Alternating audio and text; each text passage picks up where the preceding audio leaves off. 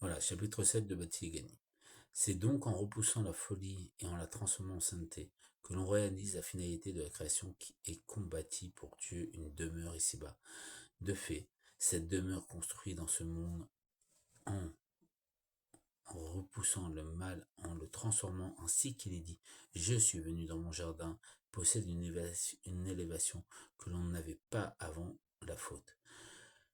Ce peut être comparé à la situation de l'homme qui détruit un édifice dans le but d'en construire un autre. Il est clair que le nouveau doit surpasser le précédent. De la même façon, on bâtit pour Dieu une demeure plus élevée en repoussant le mal et en le transformant. Le rabbi précise dans son discours que quand on repousse l'autre côté, l'honneur du Saint béni soit-il se révèle dans tous les mondes. Il fait allusion à la lumière qui est identique en tous les mondes à la fois. Et il mentionne effectivement cette lumière qui entoure les mondes Sovève. Néanmoins, on ne peut pas considérer que la révélation obtenue soit effectivement en relation avec ces mondes, mais se limite à les entourer. En réalité, elle les transcende réellement au point que la révélation de cette lumière puisse être qualifiée de retrait. Or, le même terme désigne également le décès des justes, car celui-ci révèle une lumière particulièrement élevée.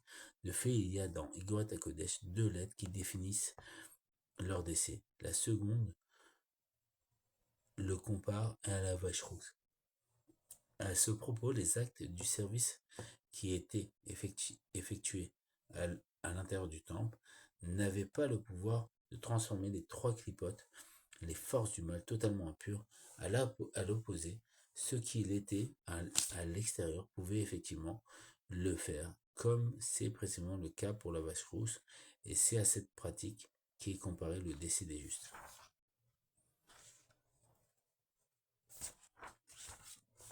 À l'heure actuelle, nous ne disposons plus de la vache rousse, car du fait de nos fautes, il a fallu que nous soyons exilés de notre terre. En revanche, le décès des justes se produit encore. Or, on trouve 2 enseignements de nos sages.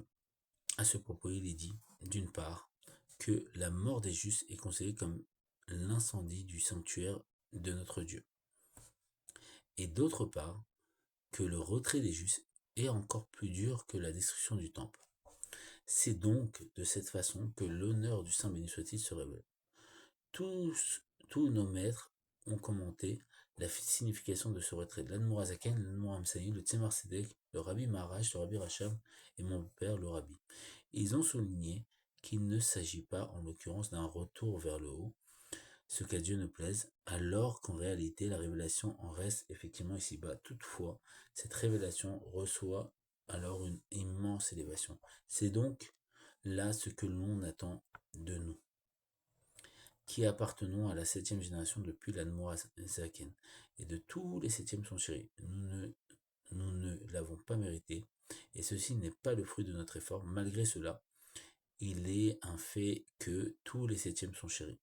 Et la mission confiée à cette 7e génération consiste précisément à révéler la présence de Dieu ici-bas, au sens le plus littéral, et transformer la folie de l'âme animale qui en est atteinte et qui peut même parfois se trouver dans une situation encore plus basse que celle-là. C'est la faute volontaire. On parle de la faute volontaire. Une telle situation sera donc transformée en folie du domaine de la santé. Chapitre 8. Ok, il reste 2 chapitres. On va essayer de finir. Telle est donc la signification de l'expression le tzaddik qui se retire, car il y a déjà eu de nombreux voiles, différentes occultations, des questions de faits, des faits absolus, incompréhensibles, mais tout cela n'a pas été suffisant pour que l'honneur du Saint béni soit-il se révèle. Dans tous les mondes, il y a également le décès des tzaddikim, aussi dur que la destruction du temple, et même encore plus difficile qu'une telle destruction, mais la finalité et de tout cela est le dévoilement de la lumière de Dieu. C'est donc là ce que l'on demande à chacun d'entre nous Nous devons savoir que nous appartenons à la 7e génération, dont la qualité est d'être la 7e par rapport à la première. Or, cette première génération n'eut aucune exigence personnelle, pas même celle de pouvoir offrir sa vie pour Dieu. Il savait que sa mission était définie par le verset, et il invoqua là-bas le nom de l'Éternel, Dieu du monde. De même, notre père Abraham parva dans des endroits où on ne connaissait pas la divinité du judaïsme, l'Aleph Bet. Quand il se trouvait, il se mit de côté, il appliqua le principe selon lequel il ne lit pas invoqua, mais il fit invoquer. On sait, en outre, que ce mode d'interprétation maintient les deux lectures à la fois. De fait, la loi écrite dit clairement qu'il invoqua. Pour autant, on doit savoir que si l'on désire être soi-même en mesure d'invoquer Dieu, on doit aussi le faire invoquer par les autres. Faire en sorte non seulement qu'ils sachent que Dieu existe, mais aussi qu'ils l'appellent. Jusqu'à présent, de telles personnes ne savaient pas qu'il y a un Dieu. Mais désormais, elles doivent invoquer le Dieu du monde, non pas comme deux entités distinctes, avec la divinité d'une part et le monde d'autre part, mais même si Dieu le dirige, car en réalité Dieu et le monde ne font qu'un.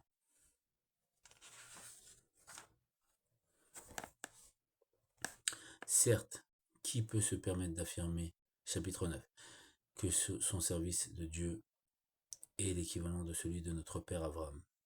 Pour autant, chacun peut en atteindre une infime parcelle et est donc tenu de le faire.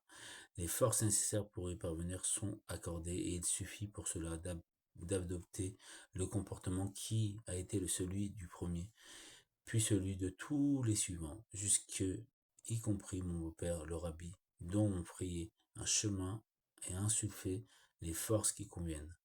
C'est pour cela que la 7e génération est particulièrement chérie. Des forces spécifiques nous ont été données, ont été révélées pour nous. Un service de Dieu conforme à tout cela peut donc révéler la présence divine ici-bas, en ce monde matériel et grossier. De la sorte, on atteindra un niveau plus élevé que celui d'avant la faute. En effet, il est dit à propos de du Mashiach que il sera très élevé, plus encore qu'Adam, le premier homme, y compris dans l'état qui était le sien avant la faute. Mon beau-père, le rabbi, a supporté nos infections, enduré nos souffrances, et il est fourbu par nos fautes, éreinté par nos transgressions, et il a effectivement observé notre souffrance. De ce fait, très bientôt, de nos jours, très prochainement, il libérera son troupeau de l'exil moral et physique à la fois, et il nous placera dans un rayon de lumière. Tout cela n'est encore que révélation, mais bien plus, il nous liera également, nous attachera à l'essence de Dieu.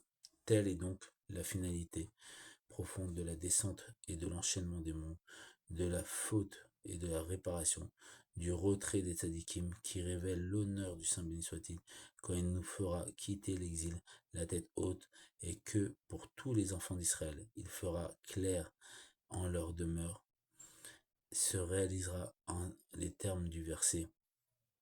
Alors Moshe et les enfants d'Israël chanteront, et l'Éternel régnera pour l'éternité, comme nous le disons dans la prière, laquelle cite également le Targum de la traduction de ce verset en arménien, et l'on conclut par l'Éternel sera roi, l'Éternel sera un, et son nom sera un, de sorte qu'il y aura plus de différence entre Dieu et son nom.